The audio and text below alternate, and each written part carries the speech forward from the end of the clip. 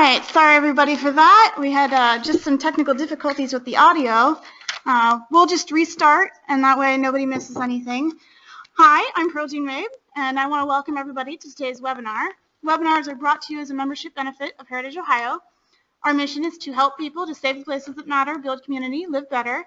Today we'll have a presentation on top retail trends for 2016. We will be taking questions at the end of the presentation. If you have a question, please type it in the question box at any time. Most issues with the software will be solved if you close the program and restart it with the link that was sent to you.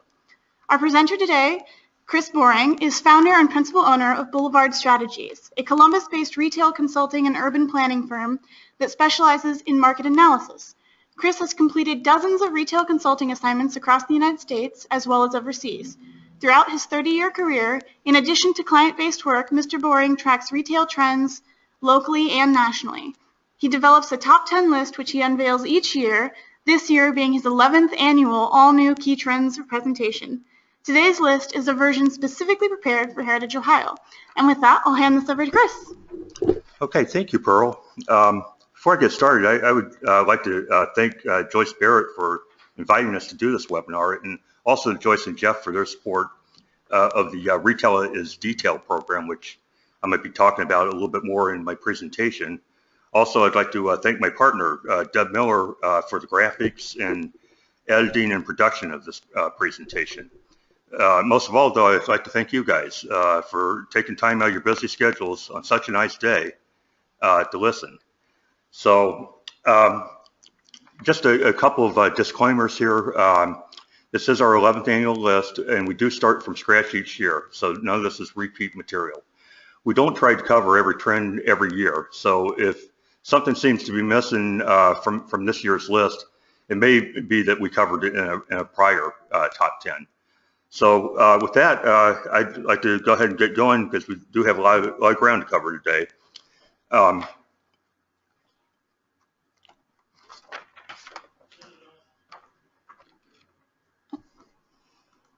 Okay, and we're going to start off, I always like to start off by looking at the economy.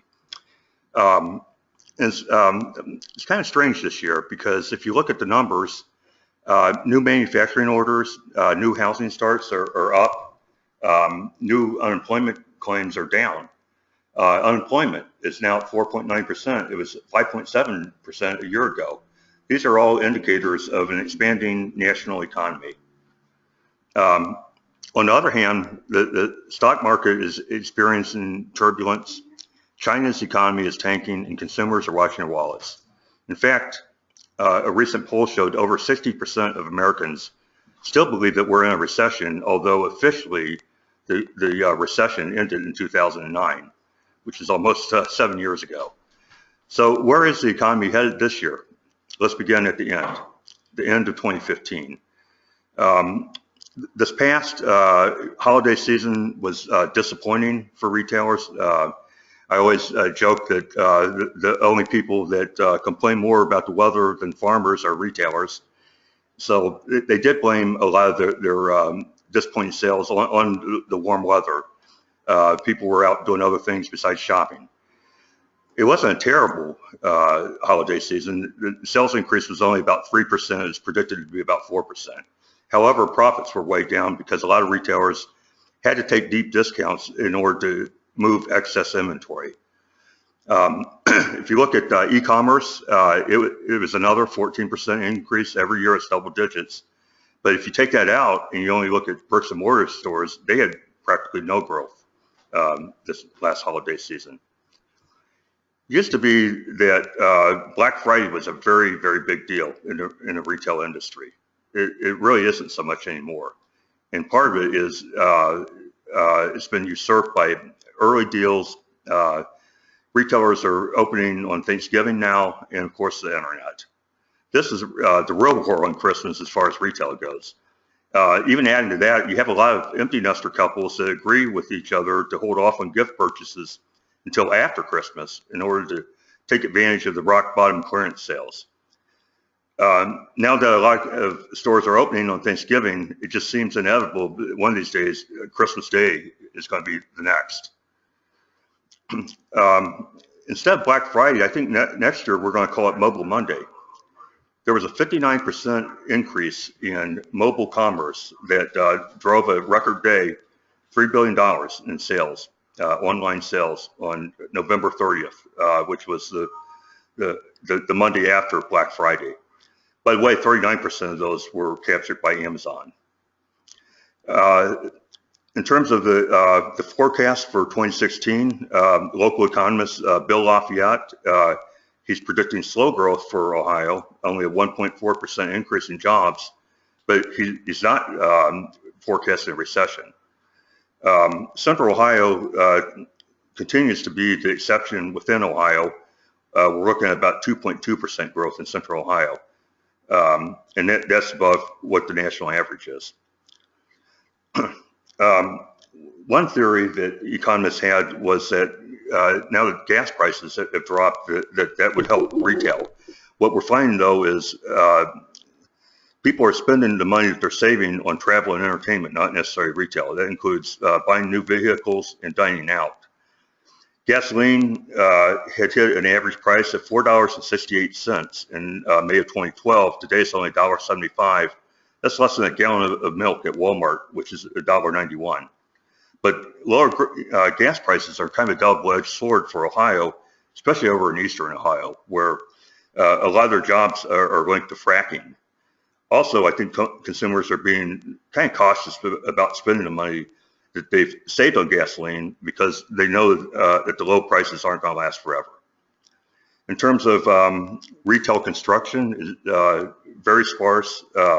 What little there is mainly expansions, not new builds.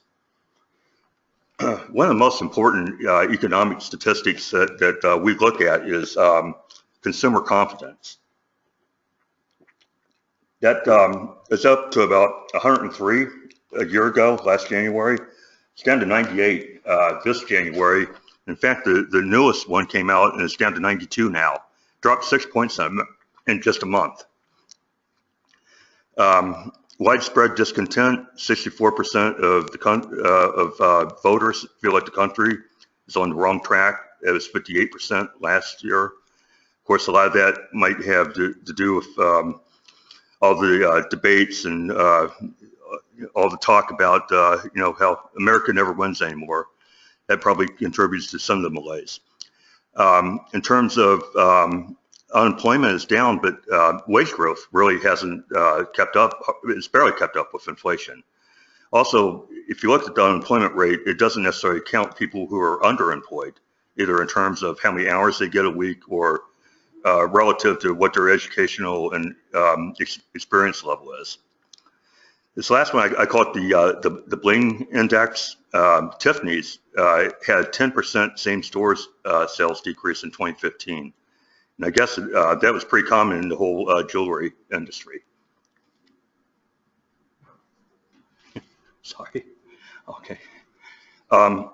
Next, this is one I kind of prepared especially for you guys. America sells out. The share of retail dollars that were spent at independent retailers was 38% in 1992. It's down to 25% in 2012. This just so happens to coincide with the rise of Walmart and Target and all the other big box chains. I took a look at some census data, and I guess I already knew this, that Ohio had lost retail and food service employees since 2000. In fact, it's about 6%. But what really surprised me was when I looked at the census stats and I divided the counties into two groups. I took the 6 largest ones, Cuyahoga, Franklin, Hamilton, Summit, Montgomery, and Lucas. I put them to one side, and then I took the other 82 and put them into the second group. And what we found was that small retail and food service businesses, those with less than 20 workers in Ohio's non-urban counties, actually gained 1% more jobs over that same time period. That the whole state lost 6%. It can be a little misleading, though, because it really varies by categories. As I put here, winners and losers. Local restaurants and specialty foods businesses grew, but independent gift shops, florists, women's boutiques, bookstores, and bars are slowly disappearing from the smaller towns across the state. So what we found is generally independent businesses in small towns that sell or serve food and beverages are doing better than those that are in the non-food categories. Also, I think you have to look at the economic impact of independent retailers just beyond the jobs that they provide.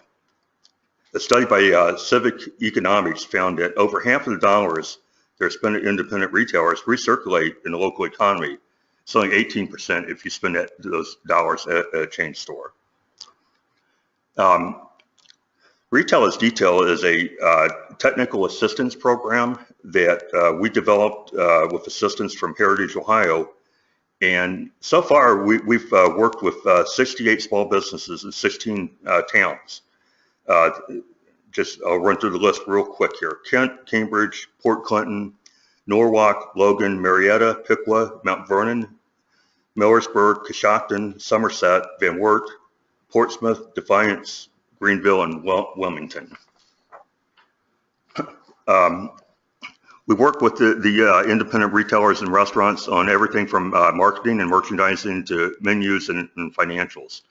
You can read more about this program in the next edition of the Heritage Ohio News magazine called Revitalize Ohio. But I'm just going to share just a couple of tidbits of some of the things that we've learned from working with these 68 different businesses. This first one was pretty surprising to Deb and I when we started working with these smaller businesses, is that we found that the majority of them had zero prior experience in retail or food service. I mean, they had never even worked a day in their entire life at the type of business that they decided to open. And most of them didn't have a written plan. Our original approach was, our original target, I guess, would be that we were trying to create jobs in these smaller communities, because we started this program right in the middle of the recession. But when we started working with these business owners, we found out a lot of times that didn't make any sense at all for them to add staff. Most of them, what they really need are tips on how to compete in the very difficult world of retail. So we try to coach them on fundamentals, especially in terms of branding and marketing, which is where we found that they generally need the most help. This next reference, I don't know if everybody's going to get this, but Norm, that's a reference to the beloved barstool philosopher from the ancient series from the 1980s called Cheers. You guys can Google it. But anyway, we found in our in talking to merchants that on average, 55% of their revenues are driven by what they call regulars. Those are, they're loyal repeat customers. So those are definitely people that you need to take care of. The broad average across those 68 businesses is that they take in revenues of about $250,000 a year, with about an 8 to 9% profit margin.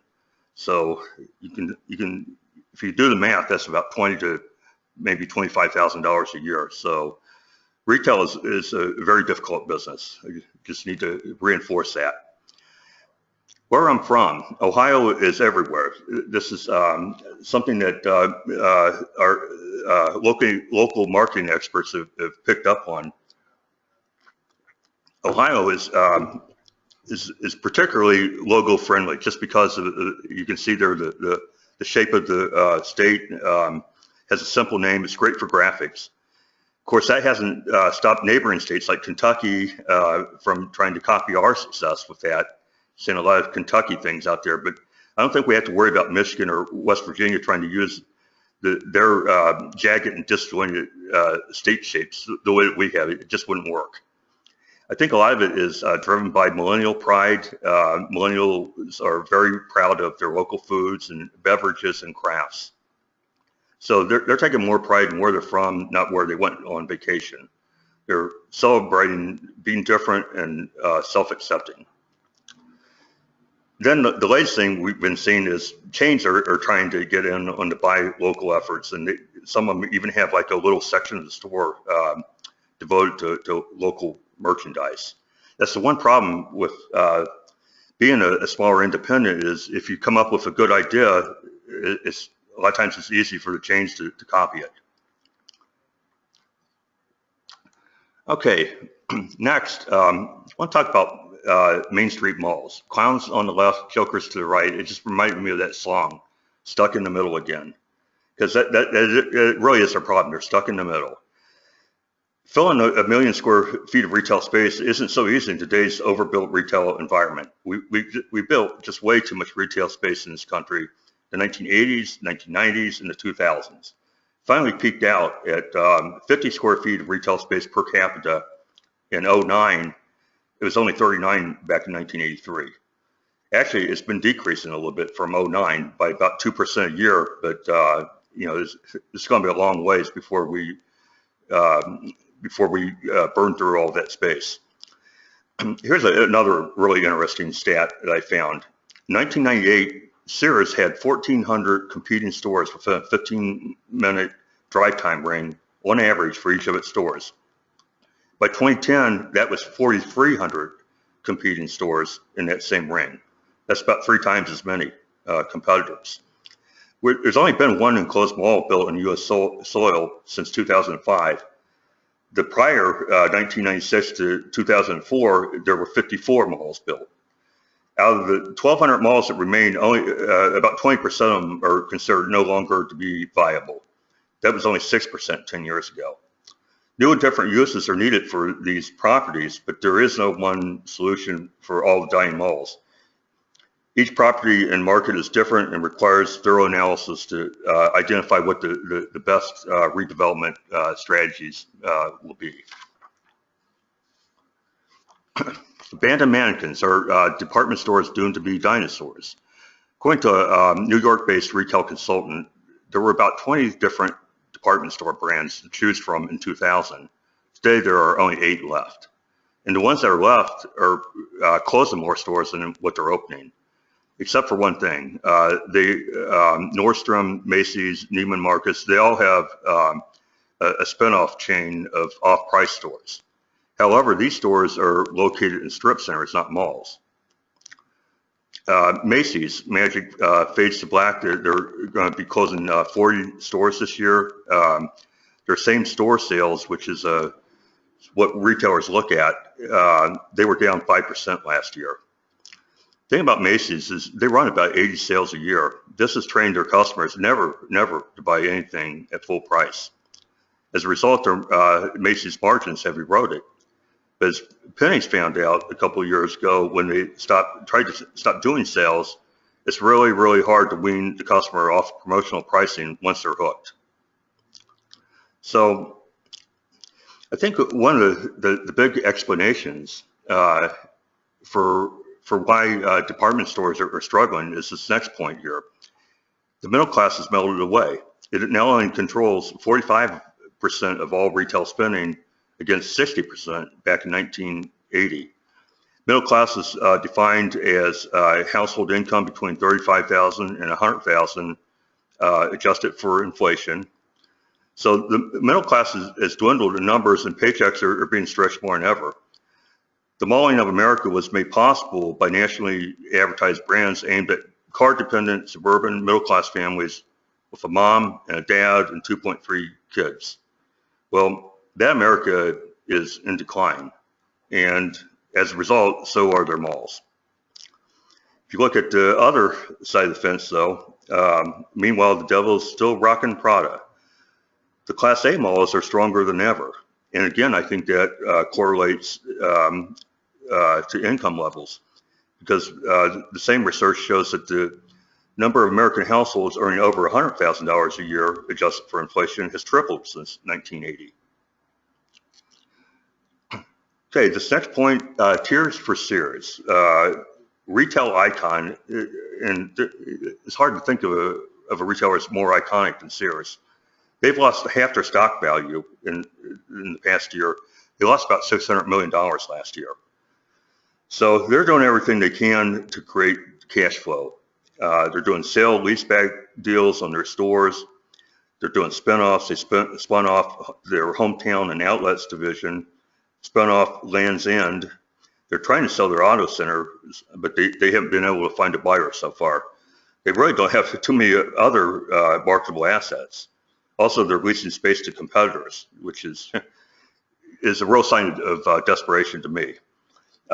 They're closing the upper floor of some of their stores, and they're pulling out of electronics. They cut back their staff at headquarters.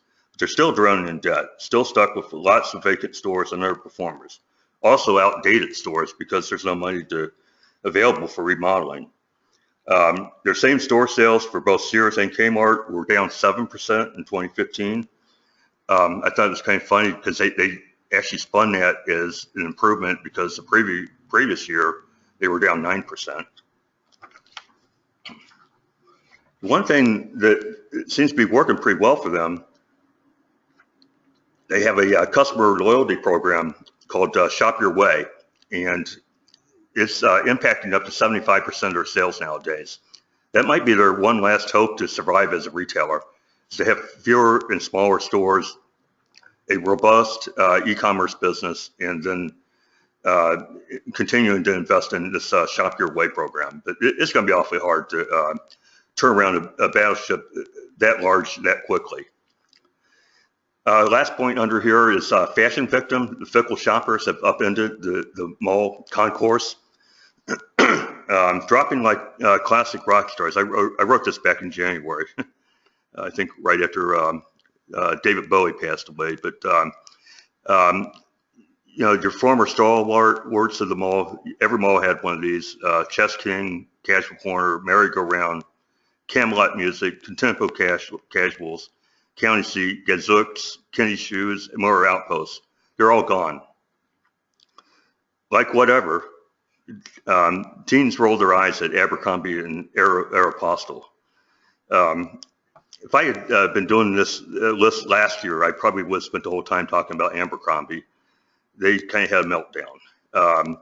But what I've always found is if one generation thinks something is really cool, you can bet that the next generation will consider it to be anything but cool. And just to prove that point, Aeropostale and Abercrombie and Hollister, which is another Abercrombie brand, they were named the top 3 brands that teens refuse to wear in a recent survey. They don't want to wear corporate logos, and they especially didn't want to pay a premium for that privilege. Abercrombie dismissed their controversial CEO. They're undergoing a drastic rebranding effort, replacing the dark wood shutters, the heavy cologne scents, the male models flexing their abs, and the loud dance music to a much more conventional mall store look. What's interesting is that they've stopped the bleeding. They're not losing money like they were in 2014, but I just wonder, you know, how can they ever get back to the top by just being like everybody else? Whether you liked them or you didn't like them, and I didn't like them, to be honest, you had to admit that they stood out. What I find interesting about L Brands here in Columbus is that they got out of the teen fashion several years ago, and they got into categories such as Bath and Body Works and Victoria's Secret. And I think what they found is that they would rather be in the smaller niches with less competition. Another couple of examples of that would be Lululemon with their athleisure wear, and also the buckle and denim. Those are the most profitable retailers right now.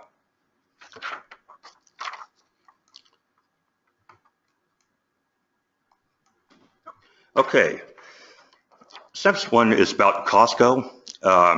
We're going to, here in Columbus, we're going to be getting a Costco this spring. But a lot of people say that there's only one way for retailers to be profitable, and you know, that's the Walmart way. Well, I think Costco disproves that. So what I've done here is I've kind of did a little bit of a comparison between Costco and Walmart, but I want to talk about Costco first, just to give you some background on them. They're the 3rd largest retailer in America, 474 stores, average about $150 million a year per store. Each store has about 82,000 members. Warehouse clubs are the 2nd fastest growing retail channel next to e-commerce, with sales grew tenfold between 1994 and 2014. 70% of their profits are generated through their $55 annual memberships. They recently added another level at 110 where you get 2% off of all purchases. So what that does is that just motivates people to spend even more money. You would have to spend $5,500 a year to get back your $110 membership fee. The average annual sales per Costco member is $1,840. Another thing that I like about the Costco business model is because it's a membership club, they have all kinds of data on their members and they can market to them just constantly. Whereas a lot of retail customers might be anonymous to the retailer. Their volume is driven by very thin margins. They only mark up their groceries 15% versus the standard 25%, but they offset that with rapid inventory turns. Groceries account for about half of Costco's revenues. They appeal to bulk buyers, small businesses, large families, and the affluent that can spend, that have the spending money available to buy in bulk. And the more they spend, the more they save. This is probably, though, the one aspect of the Costco business model that most resembles Walmart in that they both put intense pressure on vendors to give them rock bottom prices in order to get more volume. And this next set of points is a good example of that. Costco is very savvy about cutting superficial expenses. Less is more. I love this. Edited choices. 4 brands of toothpaste versus 60 at Walmart. I mean, why do I need to look at 60 brands of toothpaste? Costco is kind of doing the work for me by narrowing down the choice. Plus, if they have fewer vendors, that means that they have more negotiating power with each vendor. Typically, they'll have one private label brand. It's usually their high-end Kirkland brand that has higher margins than the national brands. What's interesting about Costco, even though they're a discounter, they carry a lot of high-end but sort of bizarre, random, quirky items that delight their upscale customer base. Like they might have Coach purses or champagne or bison burgers. They like to throw in stuff like that because they do have a pretty high income customer. No lipsticks, pretty down and dirty. They use pallet displays, limited lighting. They try to rely on natural lighting with sky windows. No bags, no advertising. One would expect a retailer of this enormous size to spend about $17 billion a year on advertising. Hot dog and a Coke. I think this is kind of a gimmick, but they've kept this price at $1.50 since 1985. I figured out that their food and beverage costs on these transactions probably run about $1.25, and then if you add in labor, it's probably actually a lost leader. But what a great marketing tool. Okay, here's the real secret sauce. Associate appreciation. This is where they're really different from Walmart in my mind. They have real jobs. I know I have $20 an hour up there. They just announced that it's $22 an hour now for associates that are in their 5th year at Costco. Walmart is $13 an hour after you work there for 5 years. They guarantee every associate 25 hours a week. Whereas Walmart, most of their workforce are part-timers. They try very hard not to let them work more than 29 hours a week to avoid the payment of benefits. They both recently raised their starting wages. Costco, for somebody starting out, they pay them $13 an hour. Walmart just announced that they're going to go from $9 an hour to $10 an hour. Real health insurance. Associates only pay 12% of their premiums at Costco. At Walmart, it's 40%. Fair CEO pay. Costco pays their CEO $650,000 plus bonuses. Walmart is $1.8 million a year plus bonuses. But here's the payoff is productivity. $620,000 in revenues per year per associate at Costco. That same number is $210,000 at Walmart. So they're getting 3 times the productivity as Walmart. Costco was also rated out of 22 chains. The top chain in terms of customer service in a recent survey. Cameron Mitchell, the restaurateur, he says, if you take care of your people will take care of your customers, and then your customers will take care of your company. And I think that's what Costco. I think that's what their philosophy is. So.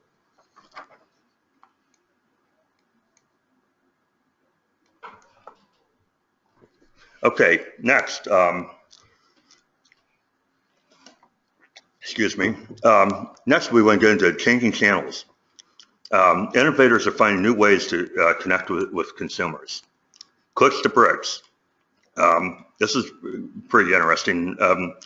A lot of the online purveyors are now testing urban stores to build brand awareness. And at the top of this list is Amazon. They just opened I call it a Kindle showroom. They call it a bookstore, but I think their real purpose is to try to sell more devices. But the thing about it is it's a bricks and mortar store, the first one that they've ever built. And it's in downtown Seattle. It's called Amazon Books, and it's just gotten rave reviews on Yelp.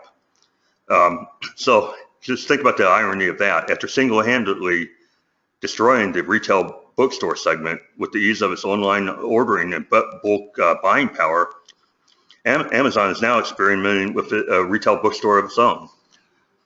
Consumers like getting the same low prices as they get from the internet. They like the instant gratification. They like the ease of browsing the store because it has all front-facing books. It makes it easier to shop. They also have customer ratings and many reviews in front of each book.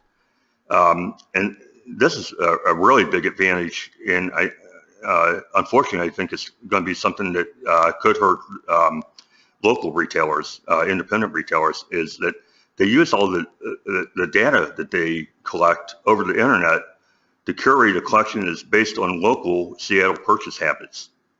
So they know what books people that live in Seattle like, and presumably they could do that for any market. Anyway, from Amazon's standpoint, they like having their customers come in and try out their Fire TV, Kindle, and Echo products. They're aiming to open about 300 to 400 bookstores, according to reports, including at college campuses.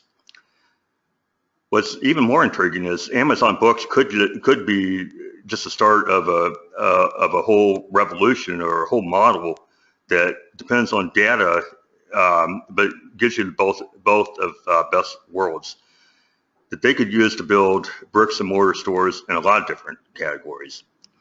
One analyst has suggested that what they should do is open outlet stores for the returned merchandise at their fulfillment centers, and just make that for Prime members only, which I thought was a pretty cool idea. Plastic apples, I'm sort of poking a little bit of fun there at Microsoft. And it's not just Microsoft, also eBay and Google are experimenting with bricks and mortar stores, kind of copying after Apple. And why not? I mean, Apple is an insanely great retailer, as Steve Jobs might put it. They have $6,000 per square foot in sales. The industry average is $400 for all mall stores. So you can see why these other internet companies are trying to do the same thing. I think the big difference, though, with Microsoft versus Apple is Microsoft owns Xbox. So they're a lot more aimed at the gamers than what Apple would be. And then you had some, I call them debutantes here, Internet Darwin's, Warby Parker, Zappos, several others that have joined in, and they're doing pop-up stores. And I think that the main goal behind that is really marketing. They found that showrooming increases online sales. This is one of the biggest trends going on right now, and that's mobile first. Most shoppers start their search for when they're doing shopping. They start with their smartphones. It's the top priority for most retailers. 58% of retail executives said that mobile commerce is the top priority for their company this year. By the end of 2017, it will account for over half of all online purchases. It was only 20% back in 2013. It wasn't too long ago. It's on its way to become the dominant transactional and customer relationship management tool, not just for search. In terms of mobile payments, it's really a big free-for-all right now. Everybody's coming out with their own mobile payment apps. It includes Apple, Android, Google, Samsung, Walmart, Target, Currency, which is a consortium of major retailers, PayPal, several large banks, including Chase. And I think that's really what's preventing mobile payment from really taking off. Is there needs to be a shakeout. Apple was the first one to introduce the service in October of 2014, but as of December 2015, less than 3% of people that have the right phones have actually used Apple Pay. Another issue with mobile payments is on the other end. A lot of retailers are going towards mobile point of sale tablets, expected to be a 40% increase this year. But they need to be able to work with these mobile payment apps. And right now, there's not a whole lot of integration. Let's see here. New wave party. Online disruptors crash the retail scene. Act now. 5-year-old flash sale website, Zulily, they moved $1 billion in merchandise last year, and they don't have any inventory. Their main appeal are to millennial moms with smartphones. Apparently they have I think it's like 100 sales a day, and they usually last about 3 days. Only Amazon and Old Navy reached the 1 billion mark in less time than Zulily did. Another point about Zulily is they have a really major presence right here in Central Ohio. They have lots of fulfillment and call centers.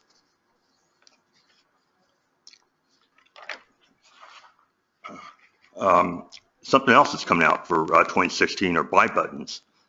Facebook wants to make F-commerce into a social experience. I guess Pinterest has been doing this for about 6 months now and has had some success with it. But that should be coming out here pretty soon. You'll be seeing it on your Facebook pages.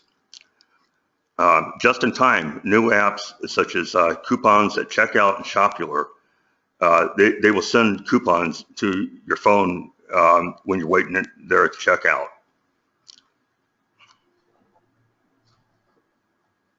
Okay, this is something we do every year. We always look at popular culture and lifestyle trends. We love the trends. As part of that, we always like to look at what's going on in the pet industry. This is a $60 billion a year industry. It just continues to grow and grow and grow. 59% of American households had at least one pet, or currently have at least one pet, versus 46% back in 1988. And 72% consider their pets to be part of the family, which is generally not the case prior to the baby boom generation. They mainly, people kept their pets outdoors. This is a trend that we look at each year because there's always interesting products and services constantly being introduced. It seems like the paradigm is take something that humans like and figure out how to apply it to dogs and cats. So this is a retail category where a lot of clever-minded entrepreneurs have found success. This first one, are you smarter than your dog? Actually, what this is an IQ test that you can give to your dog that I guess it costs $29. You have to look it up at dognition.com. This one here kind of cracked me up. $10 an hour. Big city slickers actually pay to pet cats at cafes. And I guess it's, it's in places where there are a lot of young adults live, like New York City or Tokyo or San Francisco or LA, places that they aren't allowed to have pets. So they, I guess to pass the health inspection, they have to serve food and beverage in a separate room from the cats, but the people are allowed to take their coffee and pastries into the room with the cats to get around the health codes. And most of them do offer the cats for adoption. Airbnb for pets. I thought this was a great idea. This website books overnight stays in daycare and pre-screened homes. So you don't have to take your dog to the kennel. You could take him to somebody's house, and probably somebody that owns dogs and loves dogs. Probably been hearing about this, the Internet of Things. And it's actually 6.4 billion things are going to be connected to the Internet by the end of this year. And these are empowered devices that talk to each other about your habits. They're coming out with smart everything. I mean, we're talking thermostats, light switches, door locks, refrigerators, washers and dryers, tea kettles, toasters, forks, toothbrushes, blankets, even diapers. They have wireless connections.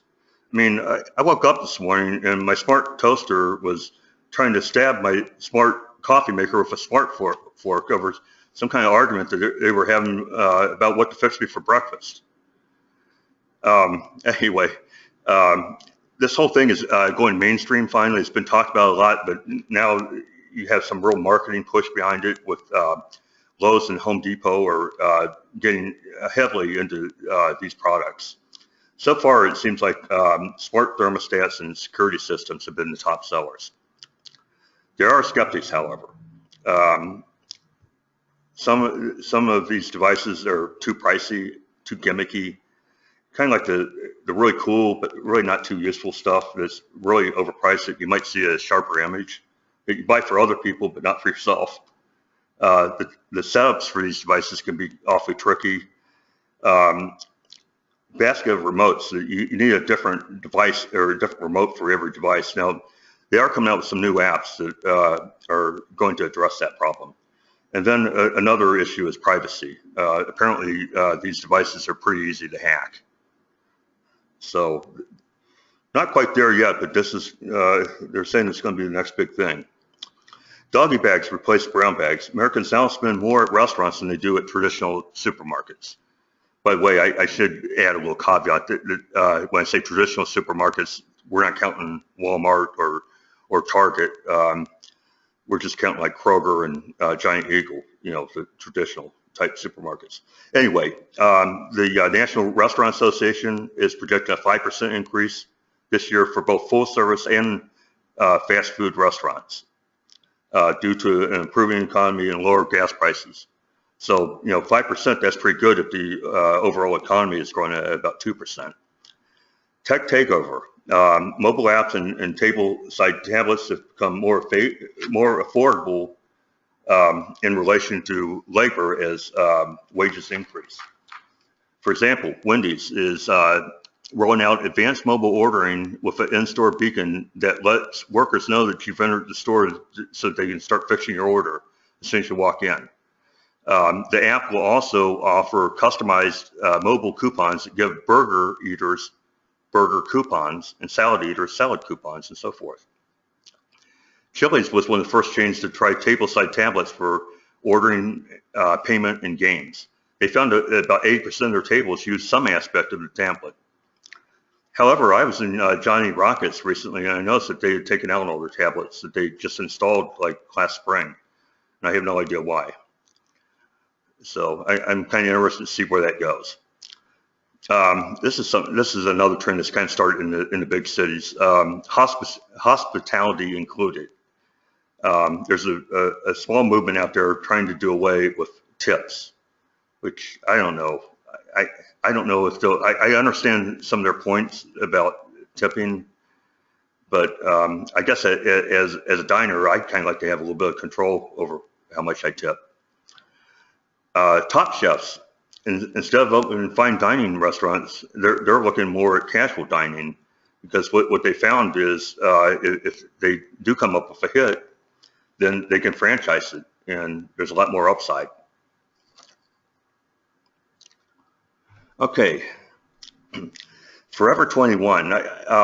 This is a topic that I haven't talked about before. I think part of the reason was the name millennial is something fairly recent. At first, they were calling this generation that was born between 1980 and 1997, they were calling them echo boomers or Generation Y. And that always kind of bothered me. It didn't feel right to, like to act like they were like these mini me's or these pale imitations of past generations. But then 9/11 happened, and it really did feel like it was truly a new era in American history. And I think not only are young people becoming truly different than their elders in many, many ways, this increasingly racially diverse cohort is also celebrating differences amongst each other. Different is good, and I think that's good. Forever 21, they started in 1994, but they didn't really hit their stride until the millennial generation in the 2000s. They've become the go-to one-stop destination for trendy fashions and affordable luxuries for women in their 20s and 30s. At a time that most retailers are slowing down, Forever 21 is opening 200 new stores a year. All right, this next point I called it Anthropology. It's kind of a play on words. Anthropology is a chain that sells apparel and home furnishings aimed at young hipsters. But I also like the term because it seems like the millennial generation has just been hyper-analyzed. I mean, it's the most studied yet the most misunderstood cohort in modern history. So anyway, close observations revealed highly evolved distinctive habits. And I'm just going to talk about a couple of these as they relate to retail. I think this is a real important one. They dress differently. 63% of millennials prefer to stand out versus 59% of baby boomers who we prefer to blend in. That's a really, to me, that's underlies a lot of these other trends with millennials. For instance, the #1 sitcom is The Big Bang Theory, which portrays nerds as being cool. When I was growing up, you really couldn't be both unless you happened to be Carl Sagan. You'll have to Google that one too. I know half of you aren't going to get that reference. Okay, they eat differently, obsessed with local and natural foods, whatever that means, because those are a couple of terms that have been widely abused by big companies. However, in spite of their good intentions, research also shows that a much higher percentage of young U.S. adults are overweight today than in previous generations, triple the percentage of what it was in 1974. And then thirdly, they drink differently. Ohio craft breweries have doubled between 2012 and 2015. But what's even more interesting to me is beer is losing market share to hard liquor. Some analysts are calling this decade the Mad Men era of drinking, as liquor, especially bourbon, has been spiking since that show came on the air back in 2007. Craft distilleries are the next wave. There's 50 of them and counting, especially after Ohio lifted some of their restrictions back in 2011. Broke girls no longer. Millennials are set to surpass their spending power, their parents in spending power by the end of this year. And that doesn't even include $30 billion a year that they will be getting in inheritances. They're left behind by their baby boomer parents. Some analysts call them selfies. I thought that was kind of funny. Delayed marriages and kids, they're putting off those things longer, so they have fewer obligations. Of course, the one exception is college debt. They have a lot more of that than previous generations. Word of mouth, they like to shop in groups, and even that's not enough. They had to also be connected to social media while they're shopping. They like a lot of input, a lot of group input. They're laid back. They seek feel-good items over practicality, harbor low expectations about service.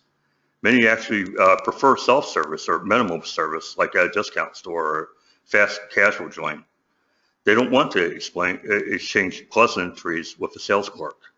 This is in stark contrast to the high-maintenance baby boomers for whom customer service is a very important driver where they're going to spend their money. According to Pew Research, 40% of baby boomers say most people can be trusted. Only 19% of millennials agree. So maybe that's underlies their low expectations about service. Ikea. We're going to get an Ikea here in Columbus. I don't think it's going to open until 2017, but it's on the way. It's the one-stop sanctuary for ready-to-assemble coolness for young singles and couples. It's based in Sweden, the world's largest furniture retailer, 373 huge stores in 47 countries. It's known for its sleek, modern designs and eco-friendly simplicity. And I think part of what is driving this is, no thanks, Mom. Hand-me-down brown wood furniture is being shunned by the millennial generation. And Deb and I could tell you that from our travels around the state, from going to antique dealers and auction houses, consignment stores. They're just all brimming with these big dining room sets and bedroom suites that basically nobody wanted when the baby boomers decided to downsize. Another thing is millennials aren't as much into collecting stuff. Like they don't collect Beanie Babies or whatever as much as the previous generation. The only exception is they will collect, another one is albums and books. But they will collect things if they can store them digitally, but they don't want to take up space. Okay, affordable designs, Allen wrenches, and Swedish meatballs. It's quite a combination, but you know, man cannot live on Target alone. And talk about being millennial friendly. IKEA just came out with a new line of furniture that wirelessly charges phones and other devices while it's in your pocket. So all you have to do is just sit there, and your phone's being recharged. Norwegian wood, as I mentioned, we're going to be getting one here in Columbus, 354,000 square feet, which is huge. For those of you that live here in Columbus, that's about the size of Lenox Town Center shopping center, which has Target as its anchor. This will be IKEA's second Ohio store, first one opened outside Cincinnati in 2008. Unfortunately, plans for a Cleveland area store fell through because of environmental issues with the site that it wanted to develop. So it may be several years before IKEA goes back to infill this market because they only build 1 or 2 U.S. stores per year. Meanwhile, I actually looked this up. The Delaware County store is exactly 125 miles from downtown Cleveland. And all you have to do is get on I-71, so it's not that bad. Okay, Futurama. Well, I kind of had to narrow this category. There's so many things to talk about, but retailers are embracing a brave new digital world time. We're at 2 o'clock. Okay.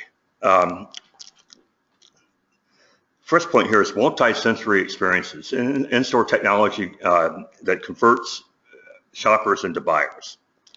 And part of this is RFID chips. They're really, really tiny chips that you can barely see. They're usually attached to the tag with the product. Anyway, they've developed these chips to where they could offer product information with a reader. They can locate items in a store, especially think of like if you were in a clothing store and you wanted a certain size of say jeans, and they can find it without you having to tear through all the jeans on display there. They can instantly find it with these readers, and also it allows them to track store inventory. Target experimented with issuing RFID scanners to shoppers as they enter the store and doing away with shopping carts at a pop-up shop in Manhattan last December. You scan which products you want to buy, and then go pick up your order and pay for it at checkout. They haven't tried this yet, though, at a full-size superstore that has 105,000 different SKUs. Amazon is also experimenting with this, and their idea is you could walk in, take the products that you wanted off the shelf, and walk out the door, and your mobile money account would then be charged for your purchases. So there are no clerks or no cash registers involved. Beacon Blues. There's some controversy about this. Is it, the industry is calling it in-store personalization, where some consumers feel like it's an invasion of privacy. Target and others are experimenting with beacons that would interact with the smartphone app when customers enter the store, and it would send them coupons and product recommendations based on where they're at in the store. 82% of millennials said that they thought it would be kind of creepy if they were in a Target and a sales associate that they didn't know walked up to them and greeted them by name. It'd probably be even higher for people my age. It just seems kind of creepy. And half of them don't want to be tracked, period. On the other hand, being able to message consumers while they're in the act of shopping, being able to link in-store spatial and time dimensions to purchases could yield big data insights that would tremendously improve operations for retailers. That's why retailers are insisting on pursuing this technology, even at the risk of alienating some consumers. Okay, this next point, I probably underplayed it here because this is something that's really huge, robots. But in the Japanese, they love their technology, and they're already experimenting with humanoid sales associates. These are digital clerks that greet shoppers, demonstrate products, and make purchase suggestions. They never call in sick. They never discriminate against customers based on their appearances. They don't wreck the company van. McKinsey, the consulting firm, they believe that half of store levels associates' work could be done by robots. And I just read this yesterday. A book I have to get a hold of. It's called The Rise of the Robot by Martin Ford. It's supposed to be a really good book on this topic. Worst nightmare for a retailer is to have a data breach. And one of the more embarrassing parts about it is typically discovered not within the company, but by somebody else outside of the company, and it's typically discovered after the damage has been done. This has risen up to be a boardroom topic. It used to be, oh, that's too technical, that we're not going to talk about that at the board level, but now it's such a big deal that it gets discussed. Chip and pin, I don't know how many of you have received your new cards with the embedded chip there, but the thing about that is they're addressing last year's problems, and of course the bad guys are always on the move. They're always figuring out, well, what can we move on to? So it becomes a game of cat and mouse, and where they're moving on to is m-commerce, social media, and ad fraud. Since that's where people are shopping now, that's where the hackers are going to. And this kind of blew me away. Experts estimate that 1 out of every $3 spent on digital ads will be lost to ad fraud. And usually what that is fake robot traffic. So they boost how many views are of the ad so that they can charge more. Future of the world is about ready to arrive in retail stores in April, at least according to the hype out there. Oculus Rift is a virtual reality system, works with $600 headsets. You will recall that Facebook bought Oculus for $2 billion back in 2014, and a lot of people thought they paid too much, but if this really takes off, we might look back on that and say they did pay enough. One of the good things about virtual reality is it requires in-store demos. So you're going to get some foot traffic in stores because you really have to experience. It defies words. So you're going to find a lot of people going to stores just to try it out. I saw a recent episode of South Park where the boys get lost in virtual reality. It not only was it funny, but it was kind of educational. And anyway, if you get a chance to see that, it's pretty weird. It's funny. Right now, there are the inevitable first-generation bugs. It's expensive. There are annoying design features. Big one, I think, is lack of content. There hasn't been very much software developed for these. And then the last one, I guess this is kind of important too, is that a lot of people get sick when they put these headsets on. So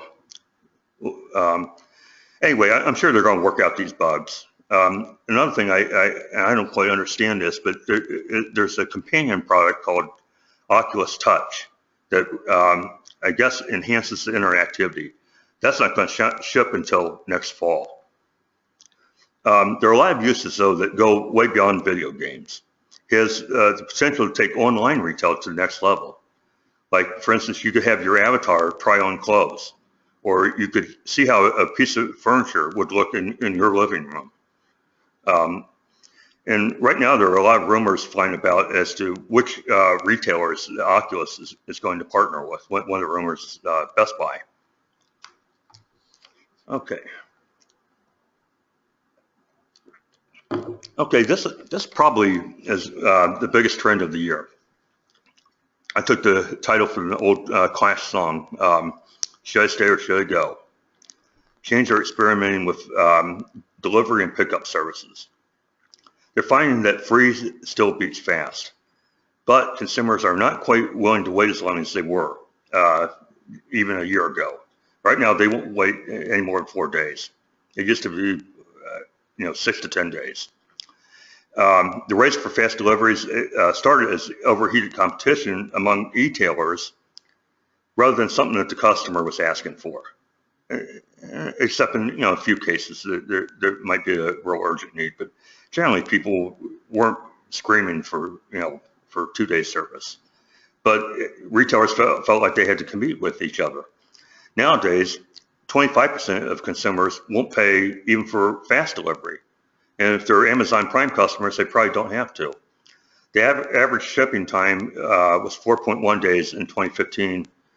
That was down from 4.6 days in 2014. Of course, Amazon is the one driving all this. 80% of deliveries are now ship free. Typically takes 2 to 3 days. Well, that costs somebody something. I mean, it might be free to the consumer, but somebody had to pay for that. So, like I say, it's been driven by Amazon Prime's unlimited 2-day free shipping to their 54 million members. Each member spends an average of $1,100 a year with Amazon. Their Prime members grew by, this is a pretty incredible amount, 35% in 2015. I call it the Holy Grail here. I guess really the Holy Grail would be, like one of those transporter things on Star Trek. But as long as we're still in the real world here, Amazon actually was offering free 2-hour delivery in 20 metros to Prime members last year. Now, if you wanted to get it in 1 hour, it would cost you $8. But Amazon they just keep pushing the envelope, even though they're losing money on this, and it forces their competitors to try to keep pace. Walmart has come out, and I think this is a little bit more reasonable. They came out with an online club that only costs $50 a year, and you get free 3-day shipping. So that's their answer to Prime.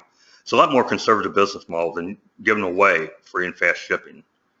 And it might be more in line with Walmart's value for the money type of approach. But bottom line is Walmart is playing catch up in this game, in spite of their early commitment to e-commerce.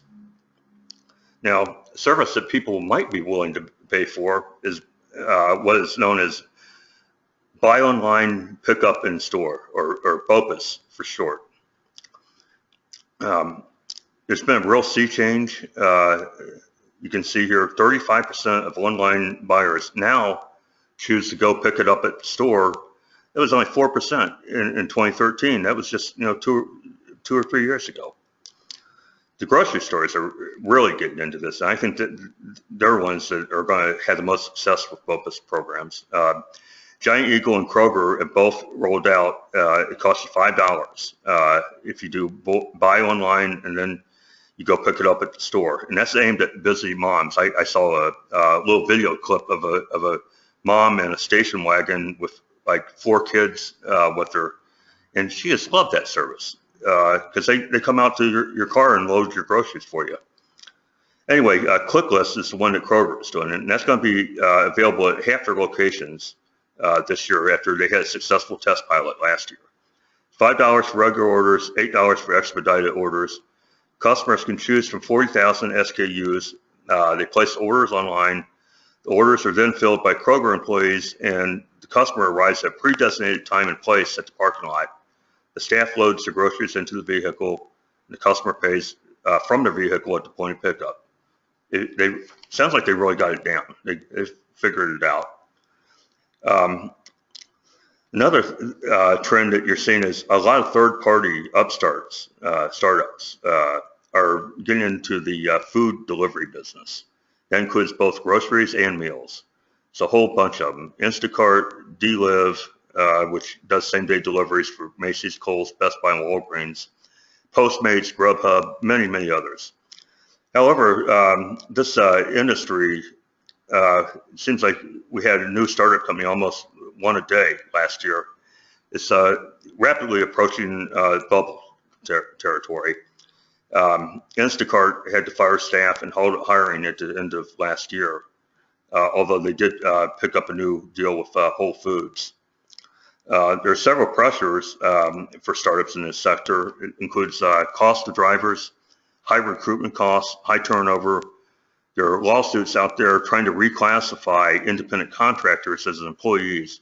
And then the biggest one is that all the big guys are now starting their own delivery businesses. That includes Amazon, Uber, Walmart, and Google, and others.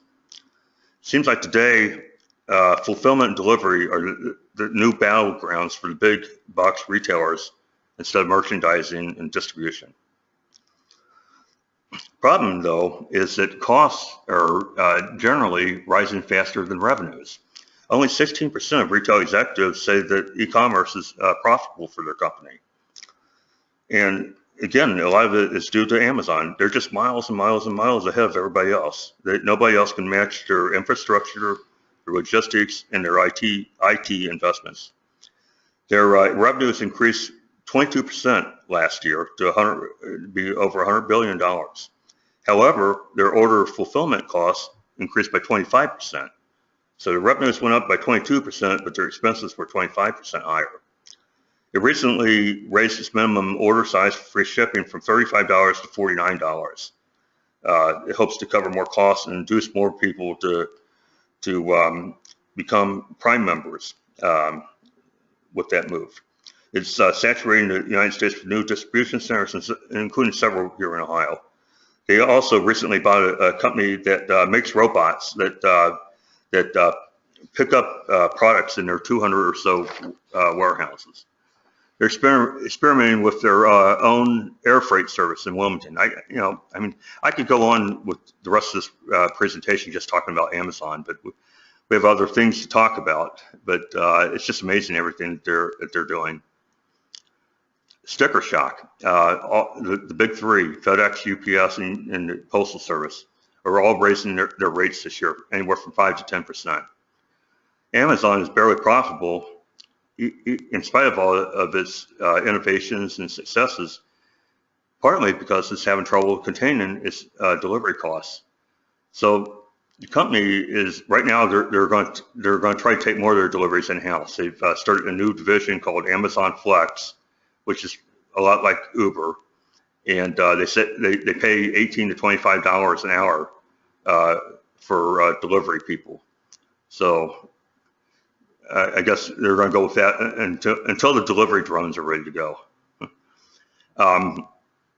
Everybody's behind this whole buy online, pick up in store trend, but very few of them of the retailers out there have been able to successfully implement BOPUS.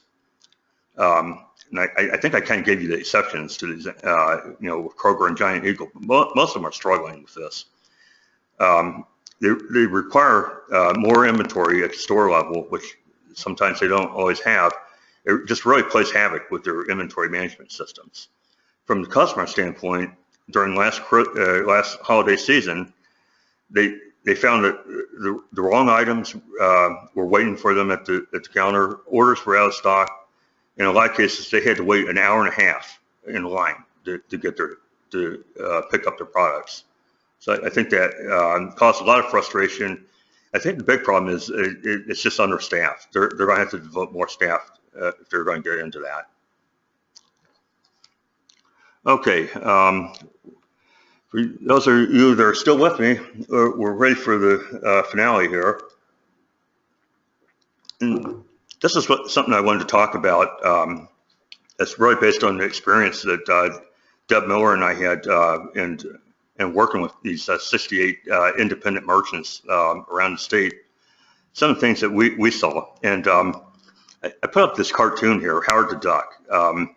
That was kind of an obscure movie, I think it was, back in the 1980s. I was in college when it came out, and anyway, his catchline was Howard the Duck, trapped in a world he never made. And I just thought that was kind of appropriate as an image to talk about independent retailers, because I feel like, when they opened their shop, the world was a lot different. It wasn't so technology based.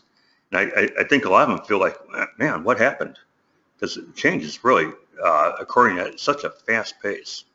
It's amazing. So I got to thinking, and I called this Shark Tank.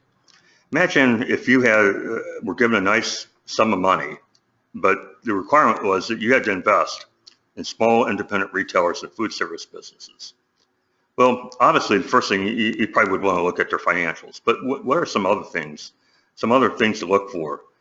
The Main Street merchants that are doing the following, I think, have a lot better chance of survival. First one is offering services, classes, events, experiences, not just products on shelves.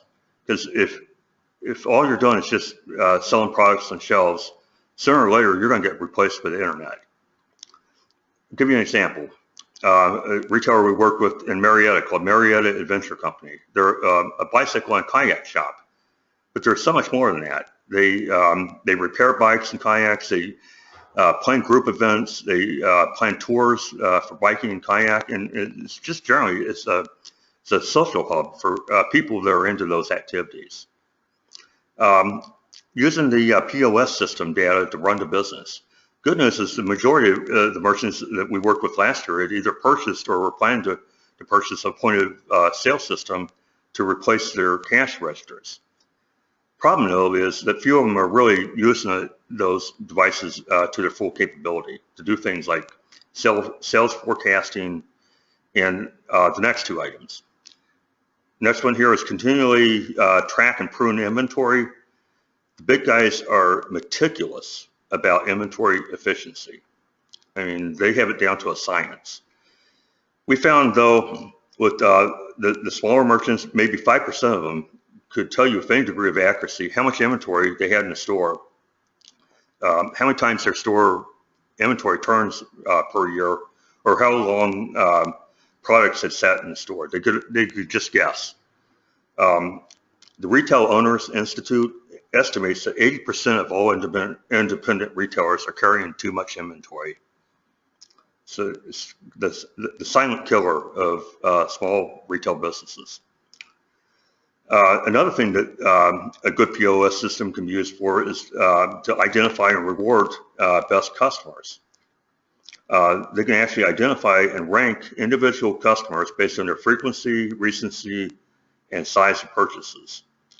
One successful upscale women's clothier that we worked with, what she does is when ladies will drive in from out of town to shop at her store, she'll actually send them down the street and pick up their check for lunch. And believe me, she has some very loyal customers because she does that. Another thing that small merchants have to do to survive is they have to make full use of social media marketing, which generally is free or low cost. Most of them are now on Facebook and Twitter, but there's a whole lot of other channels that are just as effective, like Instagram and Pinterest, for example. I've been talking a lot about Amazon. They're definitely competition, but you can also treat them as your friend or your frenemy. What I mean by that is they have a division that's called Amazon Marketplace, and it provides a venue for small retailers to offer its products right alongside Amazon's products to millions of its visitors. What they found is retailers that sell on Amazon Marketplace have boosted their monthly sales by 40% on average in exchange for a commission that they have to pay to Amazon. So most retailers have found this to totally be worth it. Curate lifestyle collections. Think in customer-centric terms, not rigid product categories. A lot of smaller retailers I've seen out there, they're kind of hard to describe as far as if you look at what their merchandise is. But for example, there's a shop in Coshocton that we worked with, and they sell sell women's accessories, housewares, gifts, toys, home decor, all kinds of things. But it's all focused on one type of customer. It's all focused on middle-aged to older female. So even though it seems like a crazy collection of merchandise, it actually makes sense if you think of it from the customer standpoint. Another point is don't forget the business-to-business and tourist markets. They're often overlooked, and these can be very lucrative markets, especially business-to-business. You really put your thinking cap on and you go out and knock on some doors. Retailers can supplement their regular sales by as much as 10 to 20%. Sourcing hyper-local products and ingredients. It's a trend that's been around for a while. But you have to make it as local as possible. And you have to, the other thing is make sure everybody knows. I mean, talk about how local your products are or ingredients. And this last one, this really should be a given, but I think that something that people look for with local businesses is, do they support the community and do they support the Main Street program? So last point here is no surrender.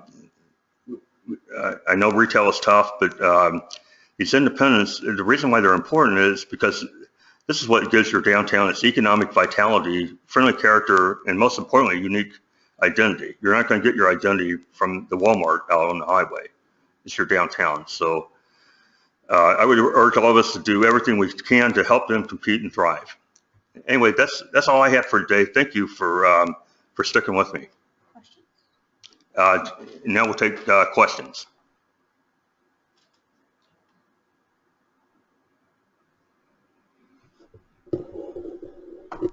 So we'll give everybody just a few moments to type any questions. We know that we went over on time, but if you have any questions that you want to ask right now, we'll just give you just a few moments. I can see the clock. How far we? It's 2:27. 2:27. All right. Okay. So we have a question. Do you have to be a Main Street community to take part in the retail program? No. Actually, Can you be an affiliate level? Yeah, you can be an affiliate level. This did start off, we only accepted Main Street programs at first. This past round, I think we had three or four towns that were not in the Main Street program that were added by the state. So I don't know if we're going to do that again or not. I guess my preference would be that we work with Main Street programs.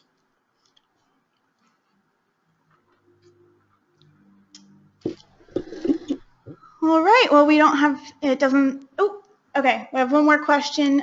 Do you foresee a solid future with smaller models of stores in downtowns, such as Target, Bed Bath & Beyond, etc.?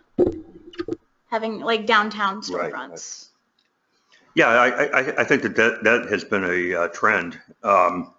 Thing is, chain retailers move in herds, and I think it's going to take some of the industry leaders like Target to go first before others will join them. To me, it's always been frustrating here in Columbus that that we have all these retailers that are headquartered here that we can't get any of those guys to open a store in downtown. And the other thing that makes me kind of hopeful on that topic is, the old saying is retail follows rooftops. Well, the millennial generation is moving into urban areas, and I think retailers will follow them. Like I know in the three big cities, that downtown housing has taken off in Columbus, Cincinnati, and Cleveland.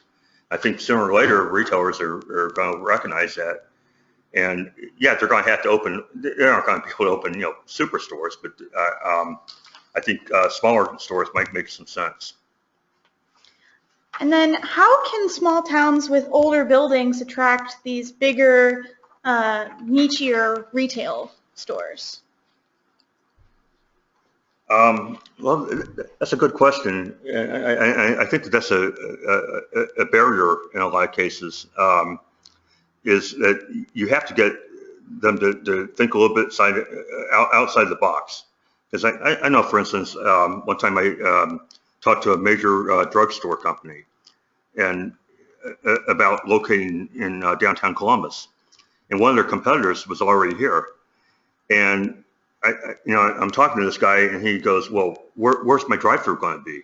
Where's all my parking?" So I think for this to happen, you're going to have to go up to the CEO level, not the real estate department, because they really have blinders on. So you have to find somebody that has a little bit more imagination. But I think it's tough. All right, well, that looks to be the end of the questions. I just want to thank everybody for attending the webinar today, and to Chris for presenting. And if you want to see our calendar of upcoming events, including our future webinars, please visit us at heritageohio.org. Have a nice day.